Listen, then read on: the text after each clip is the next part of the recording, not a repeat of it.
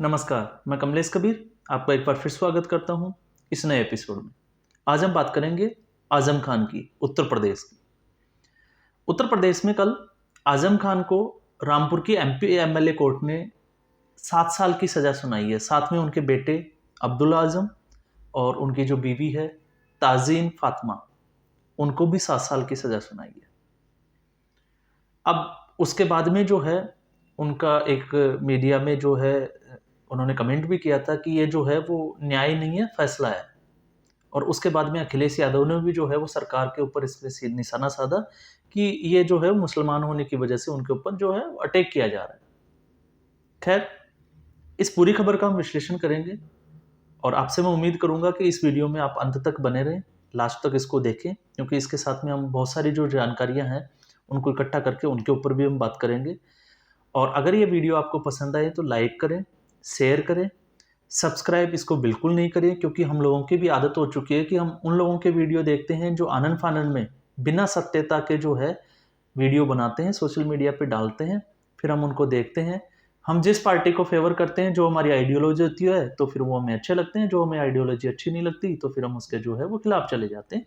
ये हमारा जो है वो ट्रेंड चलता रहता है। खैर, ये आपका अपना एक निजी जो है वो राय है। अब हम सीधा इस मुद्दे पे आते हैं कि आखिर जो है वो एमपी एमएलए कोर्ट ने जो इनको 7 साल की सजा दी है, वो भी सिर्फ, अब कुछ लोगों के दिमाग में ये होगा कि एक मामूली सा केस ही तो है, जन्म तिथि जो है वो दो अलग अलग सर्टिफिकेट में अलग अलग है, तो ये एक मामूली सा केस बनता है। लेकिन अब हम इसको समझते हैं। इन जो अब्दुल आजम है, इनकी जन्म तिथि के जो प्रमाण पत्र जो लिए गए हैं, एक रामपुर से बनवाया गया है 2012 में, और दूसरा जो है वो जनवरी 2015 में लखनऊ की जो नगर पालिका है उससे बनवाया गया। अब ये बनवाया क्यों गया, उसका मोटिव को हम समझ लें तो फिर हमें समझ में आ जाएगा कि ये केस क्या है। ये जब पहले का जो प्रमाण पत्र है उसमें इनकी इसकी जो जन्म तिथि जो है वो 1993 की है, और ये जो है 1993 की जो जन्म तिथि है वो उनको सूट नहीं करती कि जब एमएलए का जो चुनाव है उसमें उनका जो क्राइटेरिया होता है 25 साल का, वो उसको पूरा नहीं करती थी। अब आपको समझ में आ गया होगा। तो इन्होंने जो है दोबारा से इन्होंने एक जन्म प्रमाण पत्र बनवाया जिसमें इसकी उम्र जो है वो 3 साल बढ़ाकर, मतलब हम कह सकते हैं कि कागज में 1993 के बजाय जो है वो 1990, 30 सितंबर 1990 कर दी गई। और अब जो है वो चुनाव लड़ सकते थे, क्योंकि अब उनकी उम्र जो है वो चुनाव लड़ने लायक हो जाती है। अब आप समझ गए होंगे, फिर उसके बाद वो चुनाव लड़ते हैं। अब वही ये केस है जिसमें भारतीय जनता पार्टी के एक नेता सक्सेना, उन्होंने ये केस किया था, और उसके बाद में जो है इस पे जो है वो ट्रायल चला, और ट्रायल चलने के बाद में कल कोर्ट ने जो है वो तीनों आरोपियों को सजा सुना दी। अब उसके बाद में राजनीति गर्मा गई। अब राजनीति गर्मा गई तो अब हम बात करते हैं आजम खान की। तो आजम खान का ट्रैक रिकॉर्ड है। इसके अलावा आपने ये एक चीज और मैं बता देता हूँ, इसके साथ में ऐड ऑन करना चाहूंगा कि अब्दुल्ला आजम ने जो है वो फर्जी तरीके से जो है वो कॉलेज की डिग्री भी ली थी। ये उनके ऊपर पहले से केस चल रहा है। अब इसके साथ में 2 केस बन जाते हैं। और आजम खान की बात करें तो आजम खान के ऊपर सैकड़ों केस है। और ये जो मुसलमान होने का जो ये विक्टिम कार्ड खेलते हैं, तो मैं आपको बता दूं कि इनमें से ज्यादातर जो आजम खान के केस है, उनके जो मुकदमा दायर करने वाले हैं वो खुद मुस्लिम समाज से ही आते हैं। तो अब आप अंदाजा लगा सकते हो कि इनके ऊपर जो है भ्रष्टाचार, आरोपी, लूटपाट, कई तरह के जो है वो मुकदमे चल रहे हैं। तो इनका जो है वो कैरेक्टर क्या होगा, और कैरेक्टर क्या होगा तो फिर लोग जो है वो मुस्लिम कार्ड का जो है वो विक्टिम कार्ड, मुस्लिम होने का विक्टिम कार्ड क्यों खेलते हैं। अब अखिलेश यादव अगर विक्टिम कार्ड खेलते हैं तो ये समझ में आता है, क्योंकि आजम खान जो है वो 10 बार विधायक रह चुके हैं, और आखिरी बार जो है वो 2022 में भी उन्होंने जो है समाजवादी पार्टी से चुनाव लड़ा था। वो समाजवादी पार्टी के जिसको हम कह सकते हैं कि सीटों से जो है रामपुर की सीट से हमेशा से अपनी पारंपरिक सीट से चुनाव लड़ते आए।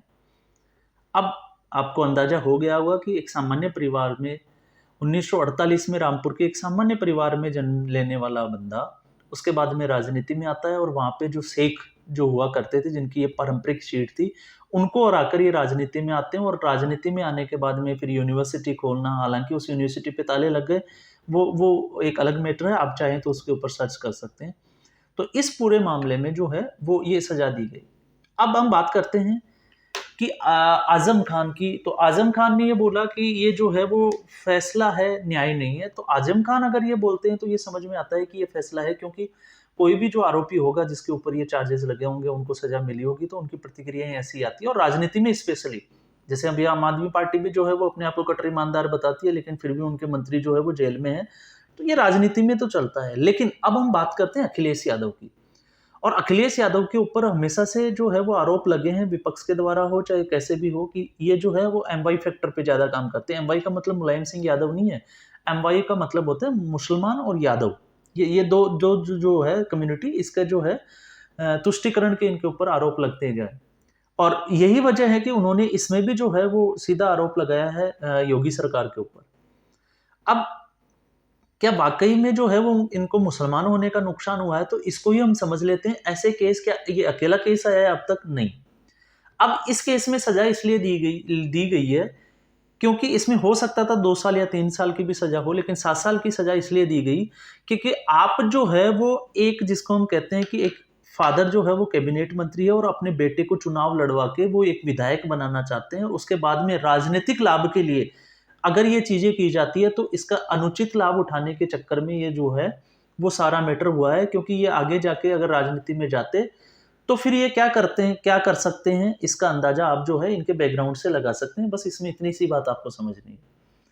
अब मैं इसके साथ में जो है एक जब इस खबर को सुना, पढ़ा, फिर उसके बाद में मुझे लगा कि नहीं, इसमें हमें जो है वो उसकी तह तक जाना चाहिए और कुछ चीजें भी जो है वो हमें सर्च करनी चाहिए। तो फिर मुझे एक 2004 का मुकदमा मिल जाता है। तो एक जनवरी 2002 में एक मुकदमा होता है, और उस मुकदमे में क्या होता है उसको हम समझ लेते हैं। इसमें जो है वो मुख्य तौर पे आरोपी होता है रतनलाल, और उसके जो फादर होते हैं वो है रंगलाल। और इस लड़के के ऊपर आरोप होता है कि इसने एक अपने ही गांव के दूसरे एक 6 साल के लड़के के साथ इसने कुकर्म किया, और उसके बाद में उसकी जो है वो हत्या कर दी गई। अब आप ये सोचोगे कि इसको जो है वो जन्मतिथि के साथ कैसे जोड़ दें, तो उसको हम समझते हैं। तो इस 26 जनवरी 2002 को जो है यादराम ने ये जो है वो एक मीडिया में दिया हुआ वक्तव्य जिसकी मैं बात कर रहा हूँ। अब क्या हुआ 2004 में जो है वो रतनलाल को कोर्ट जो है वो फांसी की सजा सुना देता है, रतनलाल उर्फ रंगलाल को। और ये जिला पलवल के बांसला गांव की घटना है। आप चाहें तो इस पे गूगल जाएं, सर्च करें और उसको पूरा स्टडी करें। 2004 के बाद में इसका जो परिवार है वो हाईकोर्ट जाता है, और हाईकोर्ट जो है इस सजा को, फांसी की जो सजा होती है उसको उम्र कैद में चेंज कर देता है। मतलब अब जो है उसको फांसी नहीं होनी है, उम्र कैद हो जानी है 2006 में। और उसके बाद में जो है उसकी सजा और कम कैसे हो, इसकी प्लानिंग शुरू हो जाती है। और इसकी प्लानिंग के बाद में अब चाहे तो हम कह सकते हैं कि वकील ने राय दी हो, क्योंकि ऐसी राय जो है वो अमूमन वकील ही दे सकते हैं।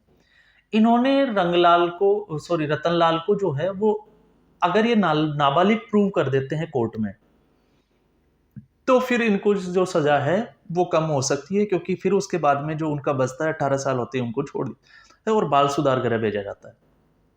इसके लिए ये लोग बीके हॉस्पिटल के डॉक्टर 32 से मिलते हैं, और डॉक्टर 32 से मिलके जो है जन्म प्रमाण पत्र में जो है वो अलग एक डेट ऑफ बर्थ जो है वो मेंशन करवा लेते हैं और उसको सत्यापित करवा लेते हैं। और ऐसा इसलिए होता है क्योंकि बीके हॉस्पिटल के रिकॉर्ड में धनवंती पुत्री रंगलाल, ये ऑलरेडी एक रिकॉर्ड होता है जिसको वो उन्होंने कट करके धनवंती की जगह जो है वो रतनलाल लिख दिया जाता है, और पुत्री की जो है वो मात्रा को हटा के पुत्र कर दिया जाता है, और एक नया जो है वो जन्म प्रमाण पत्र जारी कर दिया जाता है। इसका अनुचित लाभ लेने के लिए ये मुद्दा चला जाता है कोर्ट में। और जब कोर्ट में ये मुद्दा जाता है तो उसके बाद में जब इसकी छानबीन की जाती है दूसरे पक्ष के द्वारा, तो प्राइमरी स्कूल बांसला के ही स्कूल रिकॉर्ड में जो है उसकी जन्मतिथि जो है वो अलग पाई जाती है, और यहां से फिर ये मुकदमा जो है वो कोर्ट में चला जाता है।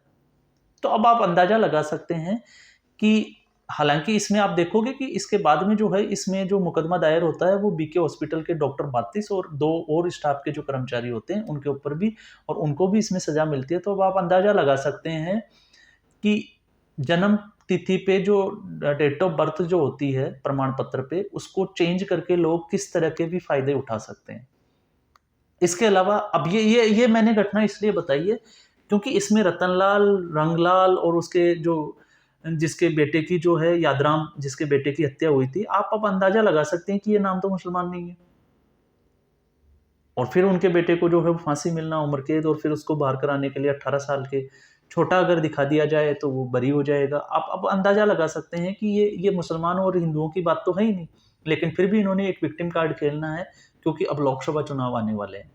दूसरा ऐसा ही एक और मैं आपको बताता हूँ कि जन्म तिथि जो प्रमाण पत्र है वो उसके जो है गलत तरीके से बनवाने के बाद में इसमें सजा का क्या प्रावधान है और लोग क्या क्या कर जाते हैं।